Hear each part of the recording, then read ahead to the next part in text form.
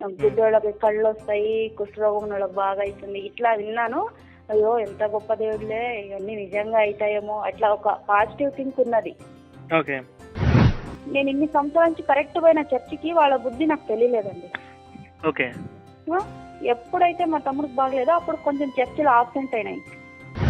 ఉంటే నేను చర్చికి పోతే మా పాస్టర్ గారు, నువ్వు చర్చి విడిచేసి దేవుడిని విడిచేసి తమ్ముడు నీకు బాగలేదా అని వాడి జతలో నువ్వు హాస్పిటల్లో కూర్చుంటావా, తమ్ముడు బతుకుతాడు అనుకుంటావా, చస్తాడు అంటున్నాడు.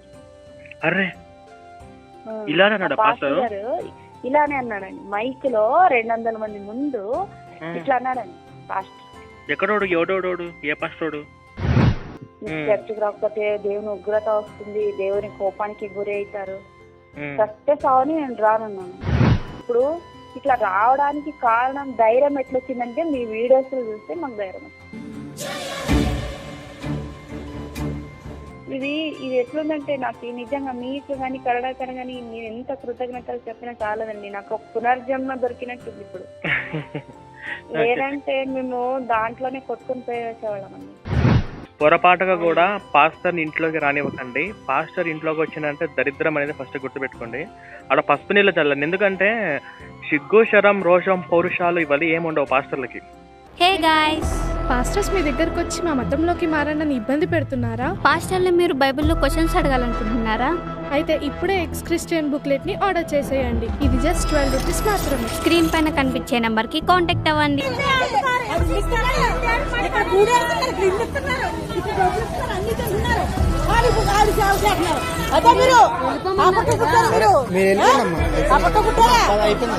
ప్రవీణ్ అన్న పాస్టర్ల మీద చేస్తున్న కౌంటర్ వీడియోలు, ప్రవీణ్ అన్న చేస్తున్న పాస్టర్ల పైన స్ట్రింగ్ ఆపరేషన్లు మిస్ అవ్వకుండా ఉండాలంటే ఎక్స్ క్రిస్టియన్ ఛానల్ ని సబ్స్క్రైబ్ చేసుకోండి.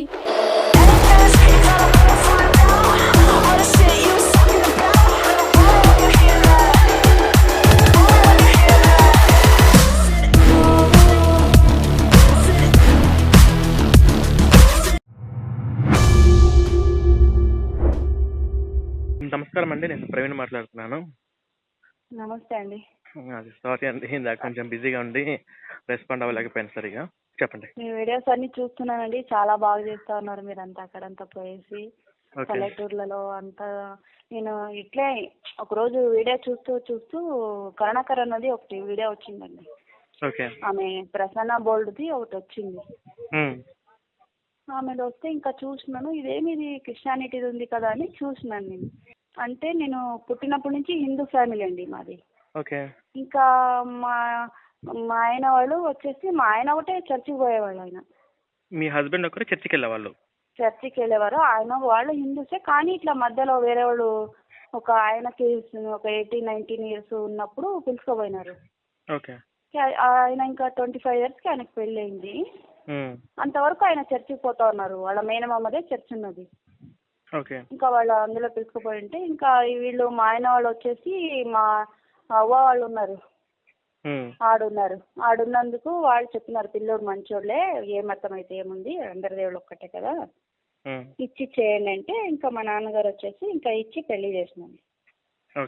ఇంకా నేను ఇంకా హిందూనైనప్పటికీ ఇంకా బాప్తిజం ఇచ్చేసినారు పెళ్లిలోనే బాప్తిజం ఇచ్చారు, ఇచ్చి పెళ్లి చేసినారు. వాళ్ళు బాప్తిజం తీసుకుంటే గానీ పెళ్లి చేయనన్నారండి. బాప్తిజం తీసుకుంటే గానీ పెళ్లి చేయనని చెప్పారా? సేమ్ నాలాగే అన్నమాట. ఇంకా నాకు నేను చిన్నగా ఉన్నప్పటి నుంచి విన్నాను ఈ క్రిస్టియానిటీ గురించి. గుడ్డోళ్ళకి కళ్ళు వస్తాయి, కుష్ఠరోగం ఉన్న వాళ్ళకి బాగా అవుతుంది, ఇట్లా విన్నాను. అయ్యో ఎంత గొప్ప దేవుళ్ళే, ఇవన్నీ నిజంగా అవుతాయేమో, అట్లా ఒక పాజిటివ్ థింక్ ఉన్నది. ఇంకా అట్లా నేను పెళ్లి చేసుకున్నా అంతే. ఇంకా నేను ఇంకా చర్చికి పోయినాను, ఇంకా పూజ చేయకూడదా, చేయను అంతే. ఇంకా అన్ని వదిలేసినాను. చిన్నగా ఉన్నప్పటి నుంచి అన్ని చేసేదాన్ని, కానీ పెళ్లి అయినప్పటి నుంచి నేను ఏం చేయలేదండి. కుంకుమ కూడా పెట్టుకోలే, పెళ్లిలో కూడా పెట్టుకోలే, పెళ్లి అయిన తర్వాత పెట్టుకోలే. ఇంకా వాళ్ళు ఎట్లా చెప్పినారో అట్లే విన్నాను, అంతా చేసినాను. ఇంకా అట్లా చర్చికి పోతూనే ఉన్నాను. పోతే కూడా నాకు తేడా తెలుస్తా ఉంది. చర్చిది తర్వాత గుడికి పోతే ఎట్లుంటది, చర్చికి పోతే ఎట్లా, కానీ నాకు వాళ్ళు భయం పెడతారు కదండి, ఇంకా పోతే ఏమన్నా అవుతుంది, బయటికి పోతే అట్లా ఇంకా ఉన్నిలే ఇంకా చర్చిలోనే వచ్చినాము, ఇంకా ఇంతేలే అని ఇంకా పోతాను వస్తాను. కానీ నాకేం మైండే ఫ్లాష్ కాలేదు అసలు. ఒకరోజు ఇట్లా వీడియో చూస్తే ఇట్లా ఇంకా నాకు 2 పిల్లలు అయిపోయినా. నా కొడుకు 10th ఇప్పుడు. ఓకే. నా పెళ్ళి అయినప్పటి నుంచి చచ్చిపోయిన 17 years అయింది పోయేకి. మొన్న రీసెంట్గా 2024లో ఇంకా అన్న వీడియో వచ్చింది, కణాకర్ అన్నది వీడియో వస్తే ఆ వీడియో చూసినాం. ఒకటికొకటి లింక్ వచ్చినాయి. ఇంకా అన్ని ఓపెన్ చేసి చూస్తే ఇంకా అన్ని బైబిల్ స్టడీస్ అంట, సాక్ష్యాలు, గర్వాపసి ఇవన్నీ ఉంటాయి. అవన్నీ చూసిన అవును కదా ఇవన్నీ చర్చిలోనే జరిగాయి కదా, నిజంగా కదా అని అనిపించింది. ఇంకా 2 months వీడియో కంటిన్యూ చేసిన తర్వాత మీవి వచ్చినాయి. మీ వీడియోస్ ఇంకా అన్న వీడియోస్ ఇట్లా కంటిన్యూ చూస్తూనే ఉన్నాను. లలిత అన్న వీడియోస్ ఇవన్నీ చూస్తా ఇంకా బైబిల్ స్టడీస్ లో బైబిల్ చదివిన. అంటే అంతా ఇదేమి తేడా ఉంది కదా, దీనికి అన్ని కాంట్రడిక్షన్స్ ఉన్నాయి, మ్యాచింగ్ లేదు. అవును మనం ఎందుకు పుట్టినామంటే దాంట్లో ఆన్సర్ లేదు. చనిపోయి పరలోకం పోయి ఏం చేస్తామంటే దానికే ఆన్సర్ లేదు. అసలు అది ఒకటి మ్యాచింగ్ లేదు. ఎందుకు పుట్టినాము ఏం లేదు, ఉండేది ఒక జన్మ. మళ్ళీ పైన పోయి ఏం చేస్తాము, మళ్ళీ పాపం ఒకరు బాగుంటారు ఒకరు బాగుంటారు, ఇవన్నీ ఎందుకు అసలు ఆన్సర్సే లేవండి దాంట్లో. అయినా దేవుడు అంటే నువ్వు నన్ను పూజిస్తే గానీ నీకు బాగుపడతాను, నువ్వు నాకు డబ్బులు ఇస్తే మాత్రం నేను ఆస్వాదిస్తాను, ఇవన్నీ ఏంటి, ఇది కాదు కదా, రాంగ్ కదా ఇదని అప్పుడు అనిపించింది. నేను ఎన్నిసార్లు నా కొడుకుల మీద ప్రేమ వస్తాయి. దేవుడు చెప్పినాను కదా నన్నే ప్రేమించాలి ఎక్కువ, నీ కొడుకుని ప్రేమించకూడదు, నీ భర్తను ఎక్కువ ప్రేమించకూడదు, నాకు దేవుడు అంటే ఇష్టం ఎక్కువ, అట్లా అనుకునేదాన్ని మనసులో.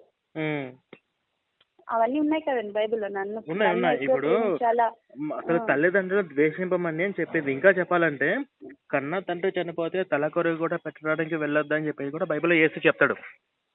మన హిందుత్వం ఏం చెప్తుందంటే పతియే ప్రత్యక్ష దైవం, భర్త అనేది మనం దైవంతో చూడాలి. నా భర్త మీద ఏమైనా కొంచెం ప్రేమ కలిగిన పిల్లల మీద కలిగిన అయ్యో దేవుడిని ఎక్కువ ప్రేమించాలి.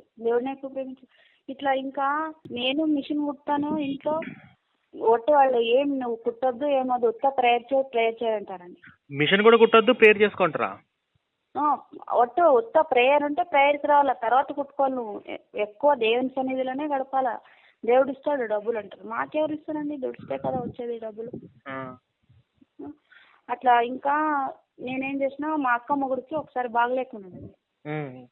మా అక్క భర్త వాళ్ళు కూడా చర్చికి పోయేవాళ్ళు. ఆమెకు కూడా క్రిస్టియన్ మ్యారేజ్ చేసినాడు మా డాడీ. ఇంకా మా బావ చనిపోయినాడు, 33 సంవత్సరాలు ఉండే, హార్ట్ అటాక్ వచ్చి. ఆయన కోసము నేను రాత్రి పగలు కన్నీళ్ళు విడిచి ప్రార్థన చేసినానండి. ఏం బ్రతకలేదు. నేను అనుకున్నా నాలో విశ్వాసం లేదులే, అందుకే నాకు ఇంకా ప్రార్థన సరిగా రాలేదు, నేను ఇంకా బలంగా ప్రార్థించుంటే బతికేవాడేమో, అందుకే చచ్చిపోయినలే అని అట్లా అనుకున్నానండి.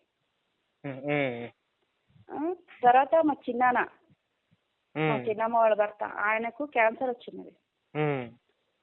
ఇంకా వాళ్ళకు కూడా నేను చెప్పిన ఇట్లా చర్చికి పోతే బాగా అవుతుంది. ఆయన చనిపోతే, మా మామ చనిపోతే కూడా నేను వాళ్ళకి చెప్పినాను.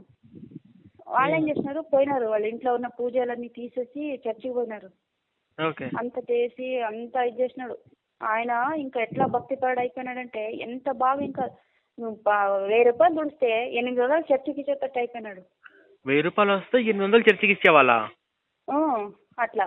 అదేంటి ఇది 80% అంత దశభాగం అయిపోయిందా? 80% ఇవ్వాలా? అంటే వాళ్ళు ఏం అడగలేదండి, వీళ్ళు అంత భక్తిపరుగా ఉన్నారు. ఆ విధంగా ట్రాప్ చేసేసారు.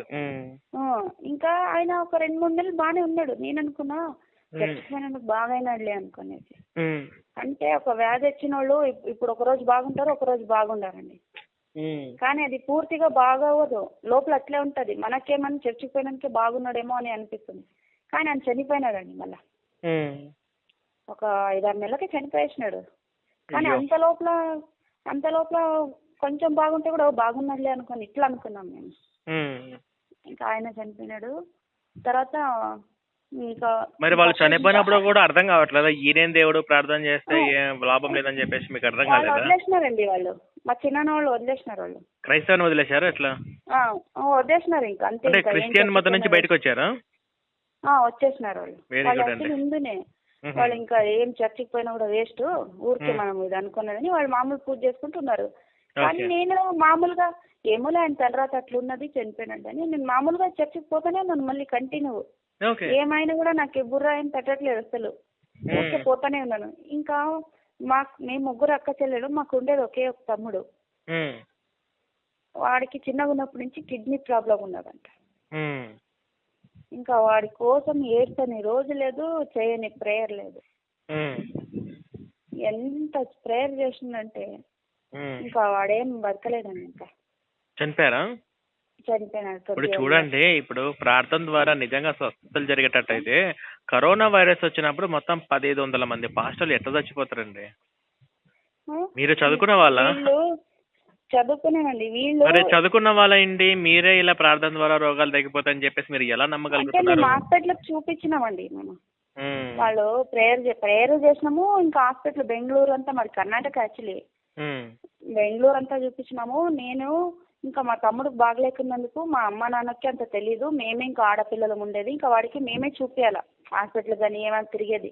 నేను ఈడ పిల్లలకి చూసుకోవాలా, మిషన్ ముట్టుకోవాలా, మళ్ళీ పోవాలా, వాడిని చూసుకోవాలా. ఇట్లా అయ్యి నేను ఇన్ని సంవత్సరాల నుంచి కరెక్ట్ పోయిన చర్చికి వాళ్ళ బుద్ధి నాకు తెలియలేదండి. ఓకే. ఎప్పుడైతే మా తమ్ముడికి బాగలేదో అప్పుడు కొంచెం చర్చిలు ఆబ్సెంట్ అయినాయి. చర్చిలో ఆబ్సెంట్స్ అండి, వారం వారం పోయేది లేదు. హాస్పిటల్కి పోవాలి కదా, అవును. ఉమ్, హాస్పిటల్కి పోయి చూపించుకోవాలా. సరిగా చర్చికి పోలేదు నేను. ఉమ్, ఒక 4 వారాలు కంటిన్యూ పోలేదు. 5వ వారము నేను బెంగళూరులో ఉన్నాను. బెంగళూరు నుంచి వచ్చి చర్చికి పోయినానండి. ఉమ్, మా తమ్ముడు హాస్పిటల్లోనే ఆడే ఉన్నారు, బెంగళూరులో విక్టోరియా హాస్పిటల్లో ఉమ్, ఉంటే. నేను చర్చికి పోతే మా పాస్టర్ గారు, ఉమ్. నువ్వు చర్చి విడిచేసి దేవుడిని విడిచేసి తమ్ముడు నీకు బాగలేదా అని వాడి జతలో నువ్వు హాస్పిటల్లో కూర్చుంటావా? తమ్ముడు బతుకుతాడు అనుకుంటావా? చస్తాడు అంటానండి. అర్రే, ఇలానే అన్నాడా పాస్టర్ పాస్టర్? గారు ఇలానే అన్నాడండి. మైక్ లో 200 మంది ముందు ఇట్లా అన్నాడండి పాస్టర్. ఎక్కడోడు? ఎవడోడు? ఏ పాస్టోడు? ఈడే అండి, మా ఆయన వాళ్ళు నేనే చెప్పినాను కదండి. మరి చెప్పు తీసుకుని కొట్టచ్చు కదా. అందుకే నేను మనిషికో మాట పాస్టర్కో దెబ్బ అంట. ఇట్లా అన్నాడండి పాస్టర్. ఆ, ఇట్లా అంటే నాకు ఆ రోజు చాలా బాధేసింది. నేను ఇన్ని సంవత్సరాల నుంచి కరెక్ట్ వచ్చినాను. ఇప్పుడు నా పరిస్థితుల వల్ల నేను రాలేకపోయినాను. అంటే అప్పుడే తిరగబడ్డానండి వాళ్ళకి ఆ రోజు. ఉమ్, అంటే చర్చికి రాకపోతే మనుషులు చస్తారా, నేను రానన్నాను. ఉమ్. చస్తామా సావని, ఇప్పుడే సావని, నేను రానంటే రాను, నేను గుడికే పోతానని ఛాలెంజ్ చేసిన వాళ్ళ దగ్గర. వెరీ గుడ్ అండి. ఇప్పుడు మన గుళ్ళో కూడా ఖచ్చితంగా నువ్వు గుడికి రావాల్సిందే, ఖచ్చితంగా పూజ చేయాల్సిన కండిషన్స్ ఏమీ ఉండవు. జస్ట్ మీ మనశ్శాంతి కోసమనే ఉంటుంది. ఇంకా అట్లా వేసి నేను ఇంకా మా తమ్ముడు చనిపోయిన తర్వాత నేను పోలేదండి. ఇంకా వాళ్ళు వచ్చి ఇంకా కలవబడేసినారు. ఇంకా రండి, ఏమో అయింది, తప్పయింది, క్షమించు, ఇట్లా అన్ని అడిగినారండి. చర్చికి రాకపోతే దేవుని ఉగ్రత వస్తుంది, దేవుని కోపానికి గురి అవుతారు, చస్తే సావని నేను రానున్నాను. ఇట్లా వేసి ఇంకా రానండి. వాళ్ళు ఉండేసి చర్చిలో పిల్లలు పెరిగితేనే బాగుంటారు అని అదే అన్నానండి. మేము పుట్టినప్పటి నుంచి చర్చికి పోలేదు, బాగానే పెరిగినాము, చర్చికి పోతేనే బాగుంటాము, ప్రపంచంలో చర్చికి పోయే వాళ్ళు లేరు, అందరు బాగానే ఉన్నారు కదా, దాంట్లో మేము ఒక్కరం అన్నానండి.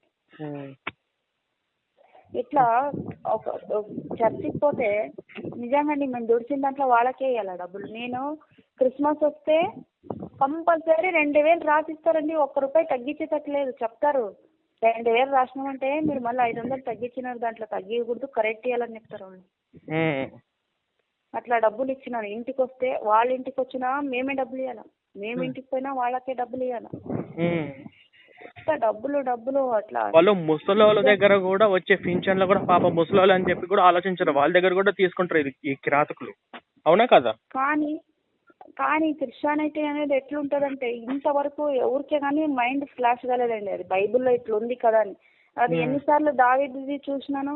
దావీదు అక్కడ అబద్ధం చెప్పినాడు, వ్యభిచారం చేసినాడు, అన్ని చేసినాడు. ఈ బైబిల్ మొత్తంలో పాపం అంటే ఎన్నో పాపాలు చేసిన వాళ్ళు బతికినారు, కానీ చర్చికి పోయిన వాళ్ళు వస్తారు, చర్చికి డబ్బులు ఇన్న వాళ్ళు వచ్చినారు, కానీ వేరే పాపాలు చేసిన వాళ్ళు సావలేదండి బైబిల్లో.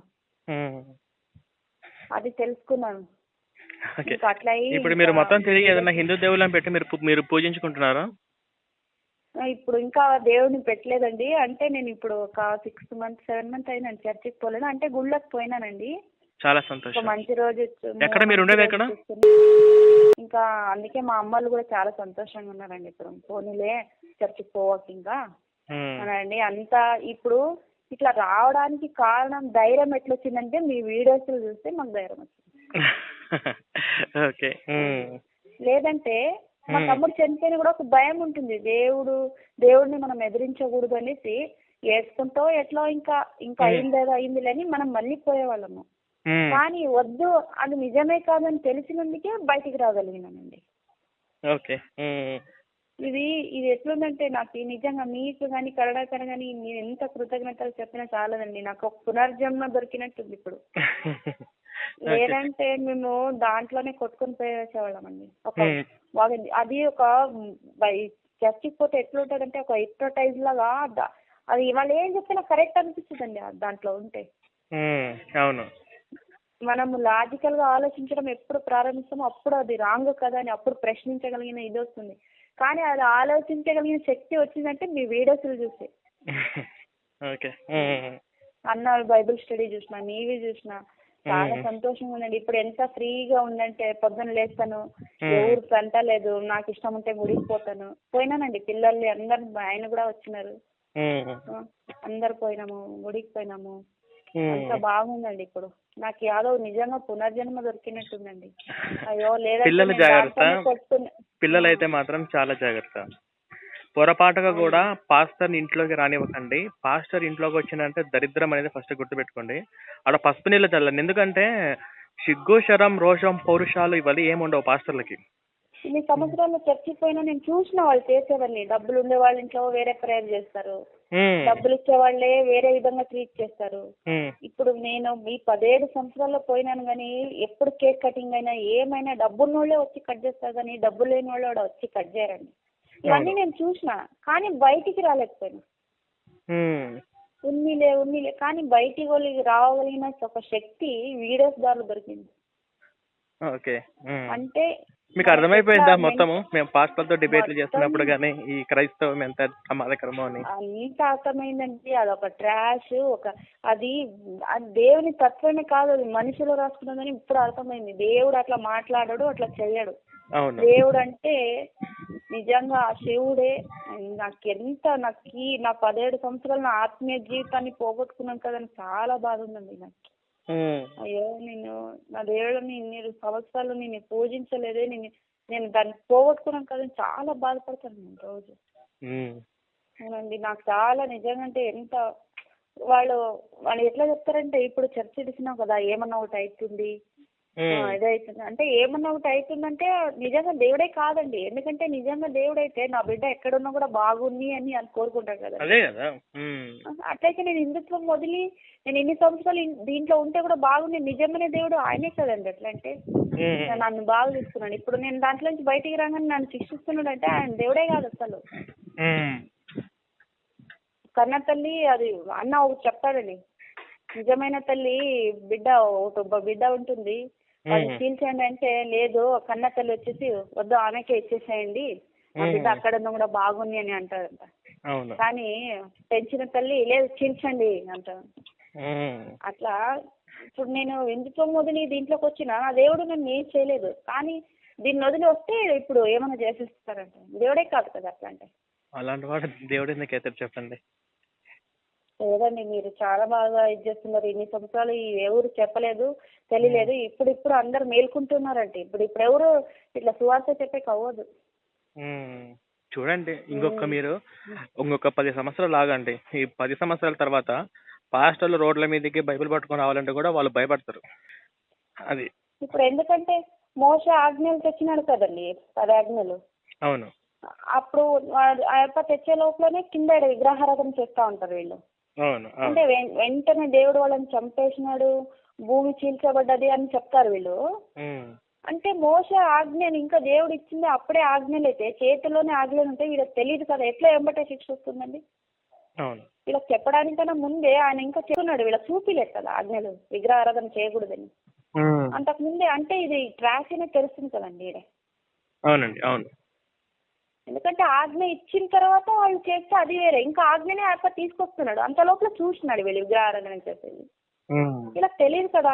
వెంటనే ఇట్లా శిక్షించిన దేవుడు ఎన్నో వ్యభిచారాలు అవి చేసినప్పుడు వెంటనే ఎందుకు శిక్ష రాలేదు? అననీయ వాడు భార్య భర్తలు డబ్బులు లేదని రక్తం కక్కుని వచ్చినారంట. ఇలా దావీదు చేసిన దానికి మళ్ళీ ఎందుకని మళ్ళీ దావీదు హృదయానుసారుడు అంటున్నాడు, వెంబటే శిక్ష రాలేదు నాకు. బైబిల్ మొత్తంలో ఎక్కడ చూసినా కూడా ఏం తప్పు చేసినా కూడా ఏం శిక్ష లేదండి. చర్చికి పోతే డబ్బులు ఇకపోతే వావి వర్షాలైన పుస్తకం. నేను నిన్న ఒక వీడియో పెట్టాను, మీరు చూసారా? క్రాంతి కుమార్ మీద వావి వర్షాలు అన్ని ఏమి ఉండవురా, అబ్రహాం సారా అన్నా చెల్లెలు, లోతు కూతురు. చూసినానండి. అసలు వావి వర్షాలు ఏదైనా పుస్తకం ఉందా? వావి వర్షాలు ఏమైనా ఉందా బైబిల్లో? లేదండి. అదే దాన్ని ఫాలో అవ్వాలి ఇప్పుడు ఉన్న వాళ్ళందరూ. వావి వర్షాలు లేకుండా జీవించాలి ఇంకా.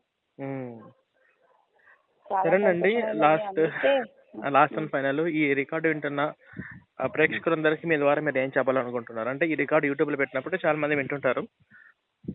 దాని ద్వారా మీ ద్వారా మీరు అనుభవించినటువంటి 17 సంవత్సరాల బాధ మీరు చూశారు కాబట్టి మీ ద్వారా మీరు ఏం చెప్పాలనుకుంటున్నారు? నేనేం చెప్తున్నానంటే, ఎవరు చెప్పినా కూడా మతం మారవకండి. కష్టాలు కన్నీడని మన జీవితాలు మామూలు ఉంటాయి. కానీ దేవుడు తత్వం ఏంటి అని తెలుసుకోవాలి. దేవుడు ఎట్లా చెప్తాడు, మీరు ఎక్కడున్నా కూడా నన్ను పూజించినా పూజించకపోయినా బాగుండాలని చెప్పి. కానీ నా దగ్గరకు వస్తే నన్ను ఇది చేస్తే మాత్రమే మీకు ఇది ఇస్తా, లేదంటే మీకు నరకానికి వేస్తాను అంటే దేవుడే కాదు. మీరు మతం మారడానికన్నా ముందు ఒకసారి బైబిల్ చదివి మారండి అని చెప్తాను. ఓకే, చాలా సంతోషం అండి. అందుకే మీ వీడియోస్ చూసిన ఒకసారి మాట్లాడాలని ఫోన్ చేస్తున్నాను. సరే, మీతో నేను కాంటాక్ట్లో ఉంటాను.